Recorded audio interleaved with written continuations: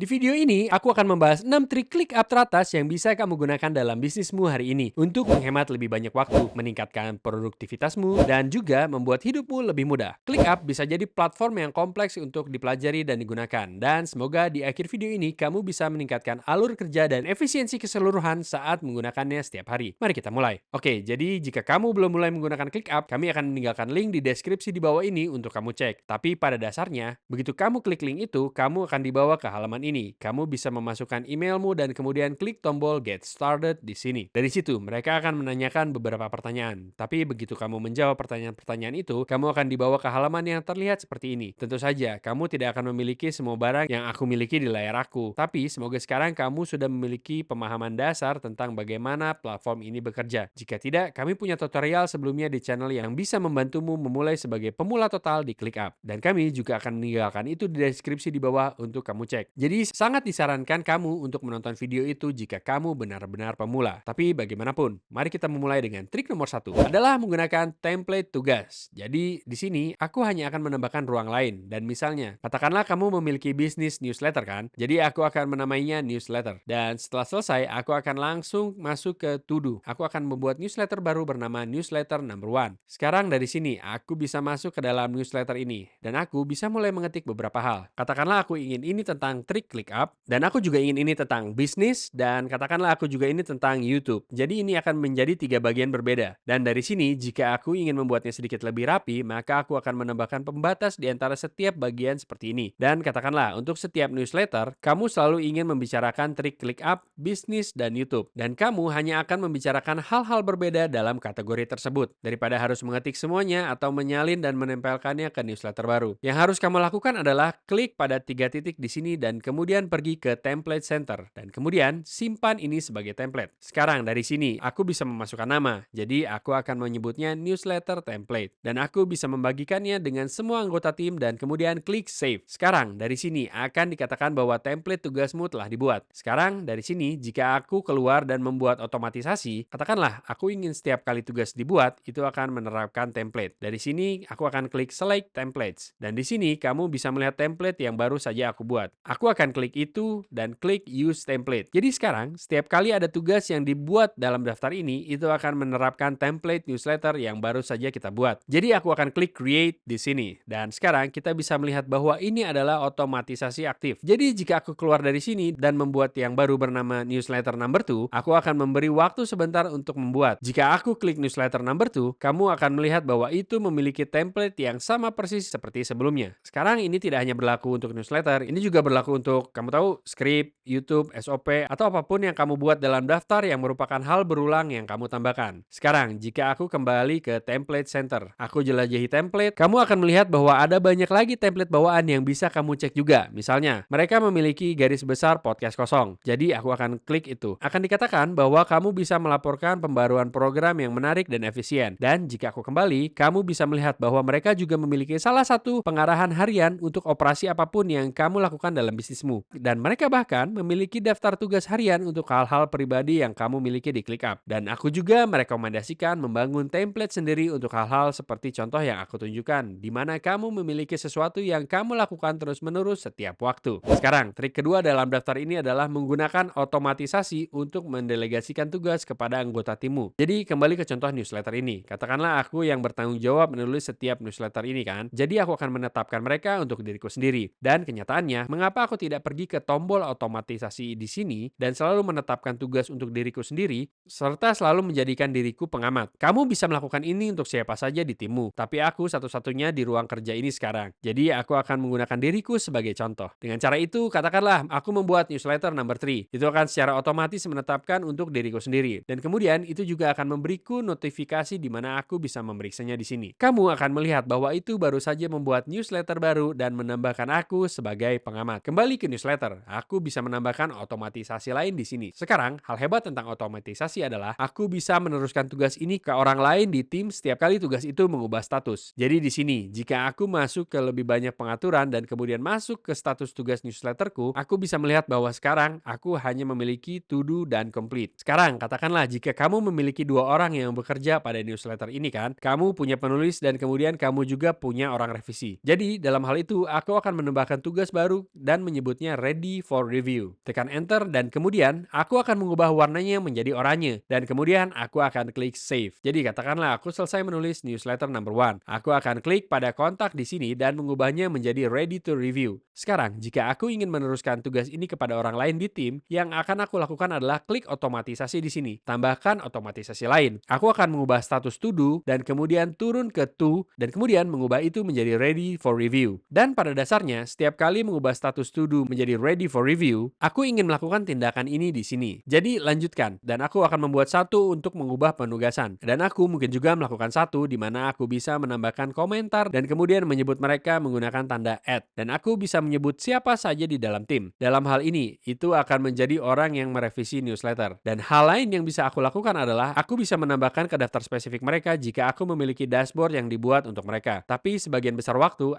hanya dengan menambahkan komentar yang menyebut mereka serta mengubah mereka menjadi penugasan, itu akan berhasil. Dan itu akan memberitahu mereka di ClickUp bahwa mereka sekarang harus mengambil tindakan pada tugas ini. Jadi menggunakan otomatisasi seperti ini bisa menghemat banyak energi mental karena kamu bisa melatih timmu untuk terbiasa mendapatkan notifikasi di ClickUp. Sehingga kamu tidak perlu terus-menerus memeriksa mereka dan menanyakan seperti, "Hey, bagaimana kemajuan newsletter?" Kamu hanya akan bisa mengandalkan notifikasi yang dikirim ClickUp kepada mereka bahwa, "Hey, ini siap untuk ditinjau," atau "Hey, ini siap untuk kamu mulai menulis." Oke, trik nomor 3 adalah menggunakan ClickUp Task Tray untuk meminimalkan tugas apapun yang mungkin kamu lakukan nanti. Ini adalah trik yang sangat berguna jika kamu memiliki banyak tab ClickUp terbuka seperti aku. Dan jika kamu menggabungkan itu dengan semua tab lain yang kamu miliki di komputer, ini bisa membuatmu mudah bingung dan kamu bisa kehilangan jejak tugas yang harus kamu lakukan. Jadi jika itu kamu, maka aku sarankan untuk menggunakan fitur Task Tray. Jadi di sini, aku hanya ingin pergi ke newsletter number 1 dan di sini kamu bisa melihat ada panah di sini yang mengatakan minimize task. Dan jika aku klik itu akan muncul di sudut kanan bawah dan aku bisa melakukan ini untuk banyak tugas berbeda kan? Jadi katakanlah aku ingin masuk ke newsletter number 2 dan kemudian juga meminimalkan ini. Itu akan meminimalkan tepat di sebelahnya. Dan aku bahkan bisa masuk ke ruang berbeda. Seperti misalnya mari kita masuk ke media sosial dan mari kita masuk ke YouTube SOPs. Dan aku bisa membuat doc ini. Dan pada dasarnya dimanapun aku berada di ClickUp, aku bisa klik apapun yang aku miliki di tray untuk bisa langsung membukanya. Yang aku rekomendasikan adalah jika itu proyek besar yang perlu kamu blokir untuk waktunya, maka kamu bisa meletakkan di task tray dan kemudian menyelesaikan satu persatu. Tapi jika itu proyek kecil yang memakan waktu 5 hingga 10 menit untuk diselesaikan, maka aku sarankan kamu melakukannya untuk menyingkirkannya sehingga kamu bisa menghapus notifikasi di ClickUp-mu. Oke, trik selanjutnya dalam daftar adalah menggunakan fitur favorit. Jadi secara default, jika kita belum memfavoritkan apapun, kamu bisa melihat bahwa tombol favorit ada di atas. Dan jika kamu klik itu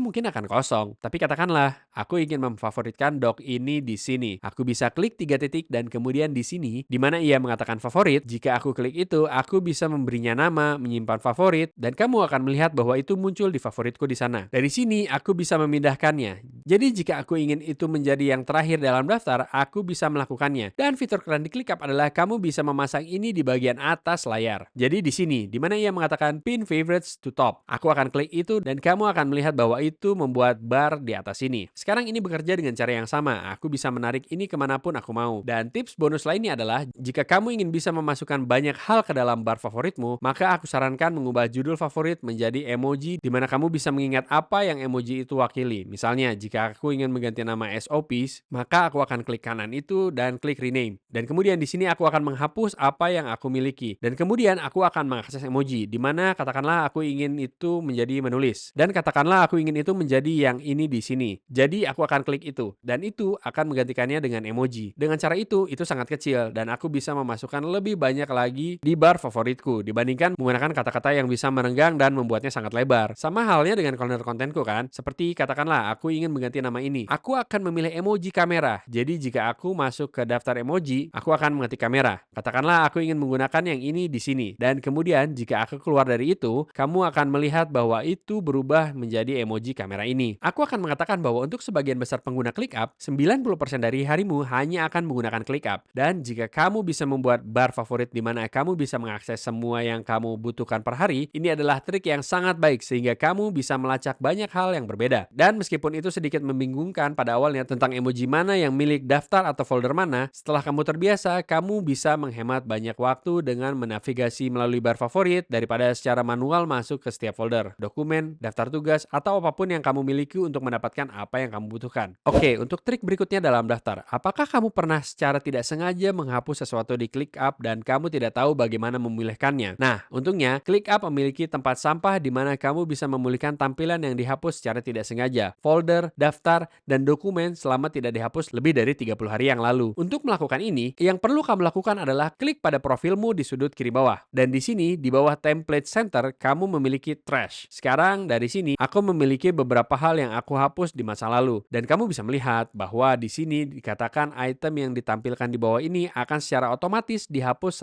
setelah 30 hari. Dan jika aku ingin memulihkannya, yang harus aku lakukan adalah klik 3 titik di sini. Dan kamu bisa melihat di sini itu memberi opsi untuk memulihkan. Jadi trik yang sangat rapi kalau kamu secara tidak sengaja menghapus sesuatu dan ingin memulihkannya. Oke, trik terakhir yang kami miliki untuk kamu adalah mempertimbangkan menggunakan tampilan daftar daripada tampilan papan. Jika kamu memiliki banyak hal seperti kalender konten yang penuh dengan banyak ide video dalam status berbeda, jadi biasanya jika kamu berasal dari platform seperti Notion, Trello, Asana, atau Airtable, kamu mungkin terbiasa dengan tampilan papan seperti ini, di mana kamu memiliki hal-hal yang bergerak dari kiri ke kanan, dan untuk mengubah status sesuatu, kamu hanya perlu mengklik dan mendrag. Kami dulu melakukan ini dengan kalender konten kami sebelum ClickUp, tapi setelah kami beralih, kami menyadari bahwa tampilan daftar jauh lebih baik untuk bisa melihat banyak ide video yang berbeda bersama dengan bidang khusus yang kami berikan. Dan ketika ingin membuat konten online, kamu bisa memiliki banyak bidang khusus yang berbeda seperti sponsor video, status faktur apapun yang kamu miliki, serta catatan apapun yang mungkin kamu ambil pada video spesifik itu. Tapi dengan tampilan papan, kamu tidak akan bisa melihat setiap bidang khusus kecuali kamu mengklik ide video itu sendiri. Plus, seiring waktu, kamu akan membangun backlog besar dari ide, video yang sedang dalam penulisan, dalam proses, serta video yang saat ini sedang diedit. Jadi, jika kamu memiliki tampilan papan, kamu akan pada dasarnya menggulir melalui semua video yang berbeda daripada hanya dengan tampilan daftar di mana kamu bisa menggulir ke bawah hanya satu arah. Dan seringkali itu bisa terlihat sedikit lebih kacau daripada sesuatu seperti tampilan daftar. Jadi, itu lebih seperti sesuatu yang operasional yang bisa kamu mainkan. Tapi dari pengalaman kami